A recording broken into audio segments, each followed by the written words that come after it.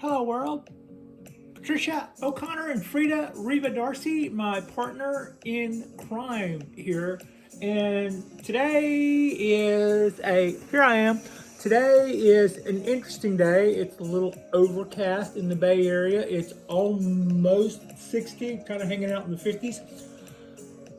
By tonight, it is going to be raining, and we will be in a weather pattern of rain Friday, Saturday, Sunday, and then sunny again just in time to go dragging my butt back to work on Monday. We'll take it. And I don't think the rain that we're getting over the weekend is going to be quite as much as we had in the last 3 weeks. But on the other hand, it's kind of good to know that we've got a little bit more coming, so we're not already starting to use up our coffers yet. Well, I mean, we are, but maybe that'll put back what we've already, as long as we can keep that little vat full, the longer the better. So to that end, I have already started, because I know it's happening tonight, probably more likely about 3 in the morning. But between now and the time that it goes dark, I wanted to already get a hand on that. So I've already moved most of my pine trees back to what I call the high tide mark, so that they will not be getting incidental waterings. They'll still be on minding their little watering routine or schedule, for lack of a better word, because I don't believe in watering routines or schedules. But it's a little more personal that, you keep up with this tree, how much tree this needs, how much water this tree needs. And it's like that for every single one of them. So schedules and routines isn't quite correct. Why do I have this Ponderosa framed up? Well, this is something we did last week. And when I decided to repot this tree, I brought it in a couple of hours before the show and began to putter around with the tree. I generally do that. I'll be doing other things at my computer or whatever. I'll just glance over and look at it. And my impressions, whenever I glance over and look at it, sometimes those impressions show up in the program. Like if I notice something, then maybe we'll center on that. Or maybe we'll try not to center on that, depending on what I notice. But several things about this tree. One, I absolutely love this tree. I had one that was a larger tree that was very similar. And by similar, I mean, this is a Ponderosa Pine. It is from Deadwood, South Dakota, about 5,800 feet up in elevation. It is in its mid to later 20s, and it is Yamadori, and it has been trained by the person, or wired to some extent by the person originally wired, and all you see here was all done by Andrew Smith, the person who collected the tree, and I think he did a really, really good job. So when it came time to repot this tree, I was looking forward to, I thought about what I was going to be up against. I wished I would have had a different pot choice. I think this is a really cool looking little blue pot, but I subscribe to the old school thing that this should have been an unglazed pot for a conifer, for an evergreen. So, but I didn't have one. I didn't have one that would fit the bill when it came time to do that. So we went right back with the same pot. So I wasn't going to be able to experiment with that. But I had also liked the tree based on the angle that I saw the tree had when I took it. But as a person who had never repotted this tree, I had never made a personal decision about its angle one way or the other. Now, as you will recall, if you did recall, this tree was upright. On the repot, I was looking forward to exploring the angle. I had no intentions of actually changing the angle of this tree. Now, to change direction slightly, but I'm going to circle back. When I bought this tree, I was looking at the photograph of the tree, and I did a little mental checklist from bottom to top to see how this tree looked. And one thing that I noticed is that for a really nice looking little show hand tree with some really good bark and really good features and had a lot of good time in and was a really good shape. But one thing I noticed is what had a little reverse taper. And I saw that and decided that I could live with it. It is what it is. Also, it's Yamadori. So if it in the wild does something that's not Bonsai 101, sorry if the tree didn't get the notes 26 years ago when it sprung up, but that's just kind of the way. So you take that stuff as it comes. Now, when I got the tree, I was actually pleasantly surprised.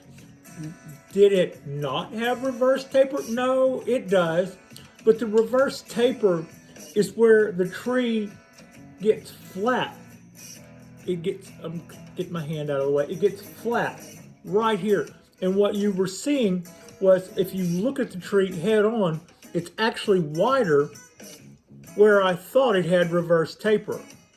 But instead of seeing that width head on, when you look at it on angle, you'll see that kind of like a water hose or something. It's flatter top and bottom, and it's spread out because of restrictions it had. That completely kind of went over my head at the time, but having completed a little bit of root cutback and having basically got the substrate and the pot ready to go back together, I was looking forward to seeing what the angle would have been if I would have done it, or if I would have had any choices. And the minute I started shifting the tree forward, to me, and I think to a couple of other people, judging from the response of that video, they mentioned the angle.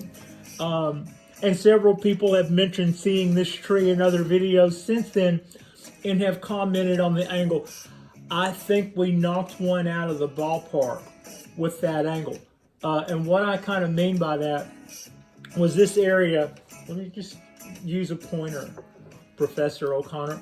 This area right in here that had reverse taper was spread out because it had been on the ground all that time. Now what you can't see is I don't really have it laying on the substrate. There is a gap underneath there. But as soon as the tree laid down here, the part where the trunk is fatter is plainly more visible. And then all of the limbs, the way they were wired, the elevation of them is almost spot on to that angle. It's like, I feel like, all of a sudden I felt like however long ago this tree was collected, that when somebody came upon this tree, they probably came upon a very close version of this tree. I think this was probably maybe its angle at birth, because to me that looked so natural. Now, so that actually took care of a couple of things. That took care of the issue that I thought that we might have had with the reverse taper at the bottom. Also, we know where we stood with our roots now, and we had managed those to where we will be able to go another year or so. Now, as a literati, this limb was a sort of a literati statement. This would have been the limb that would go out of character and come down and follow more closely. And if it were able to take a stronger bend than that, I felt like at the time, the original person who styled this tree probably would have put a more drastic bend in it. I thought it was probably at or about its limits at that time. So that was all fine and good, except now with the new angle.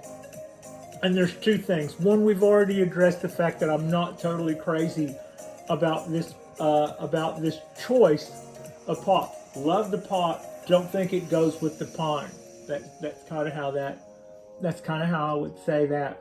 But also, now at this angle, we don't have the clearance for this branch, which does stick down quite a bit lower than the tree. I would need a cascade pot to pull that off. So also the branch that is hanging down doesn't come back far enough to really tell me that same story, but it doesn't tuck up enough to be a part of it. It seems separate. It's almost tempting, not almost. I have spent, when I put the tree at that angle and decided at that angle, my first thought at the time was, this branch will probably have to go. And to that end, that would look like that. And now all of this stuff without it, to me, seems to flow. The one thing wrong with that idea is I don't like that idea at all. I like the idea better. This tree has been with the tree. I mean, this branch has been with the tree for quite a long time. It is why we have this nice part here, and I like this part here. Yeah, so what I think I'm going to do is I'm going to attempt to bring this piece up. It's not a given. I say it's not a given because this is an old branch, and that's not a big bend as far as what you guys have already seen me do to some of the younger trees. But that's not what this is. That branch has lichens on it. I mean, it's been here for a minute. So it may not like that bend. But that's what we're doing here. And if we suffer a casualty, there is a way that we can do without it. But I would rather not. I like the way all of this comes, but it is branches off 1, 2, 3, 4 times. So you're not really that visible from that angle. But if I bring it on, just take it on totally around. You can see there's more pieces to it. So that's kind of the idea today.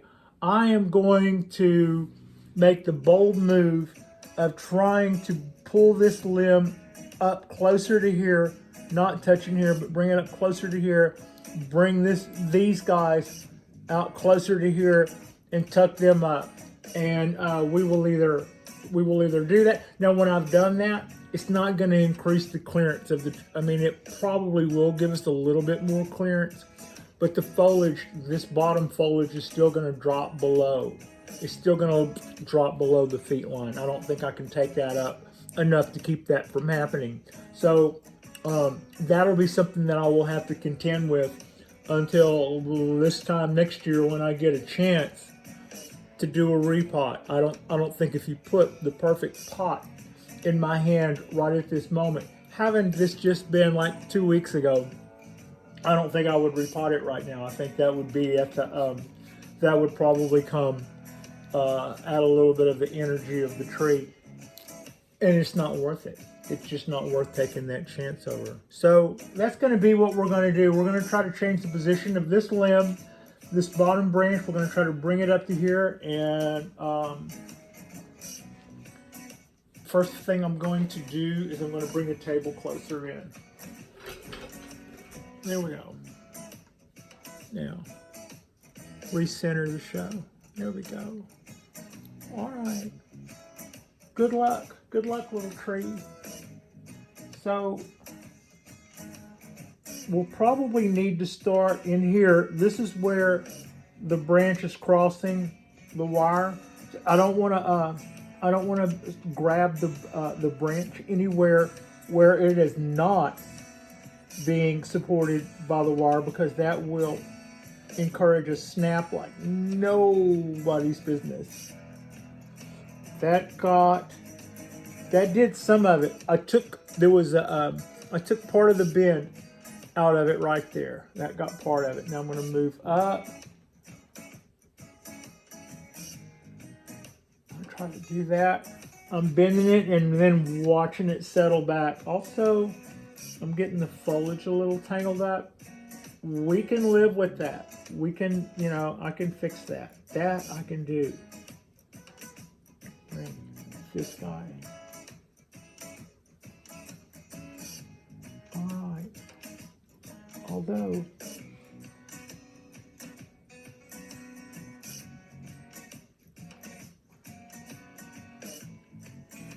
I am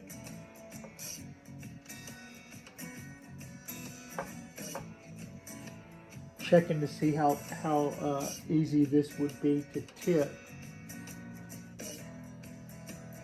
Okay, I don't have any wire on this one, or I would bring that up, and that also seems really light to be wiring right now.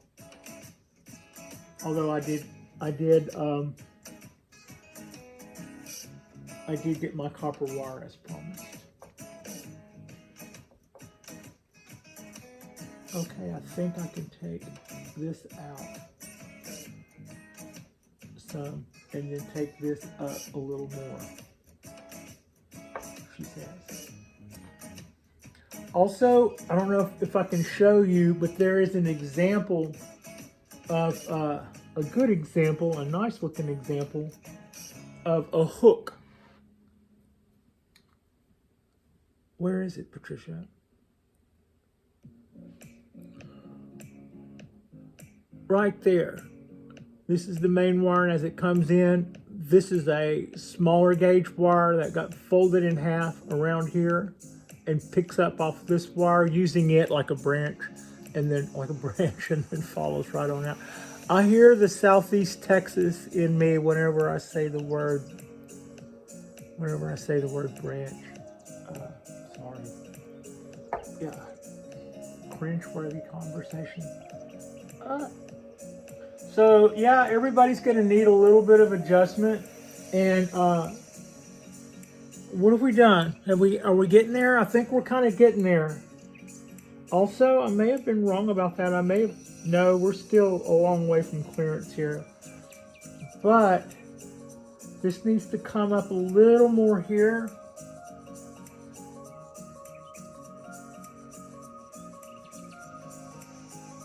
Wow, yeah. Okay. And then down a little here. There we go. Now that just gave these guys room to move. I'm not going to wire this piece yet. That's too far in there, and that's too tiny for me to get in there with my fingers. I think I would be better to give that till this summer and then try to wire that. Yeah, I think that's too small for me to be messing with. As is that. But, okay. I am checking to see how straight that is. I did not like the idea of possibly losing this sprint also. I don't know if you can see that, but if you look at the back foot, we were very close to teetering there. I'm going to have to wire this down.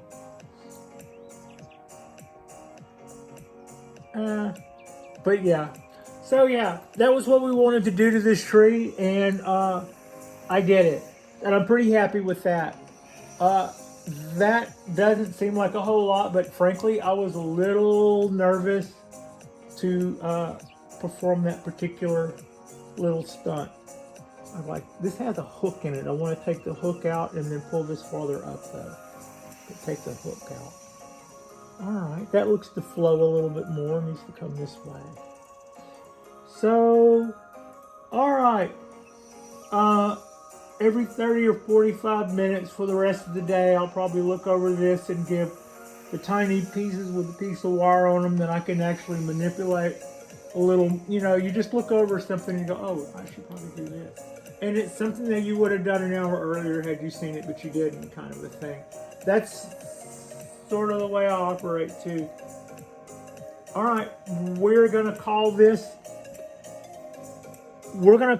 a success. and a short. It's too late to be a short, but we'll call this a quick little win, and then we're going to move on to other things today.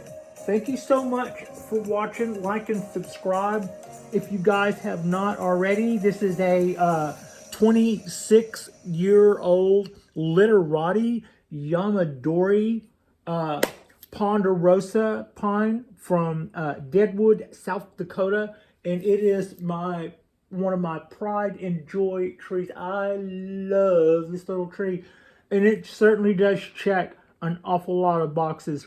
It has lichens on it, and lichens take years to form. Unlike moss, they're not plants.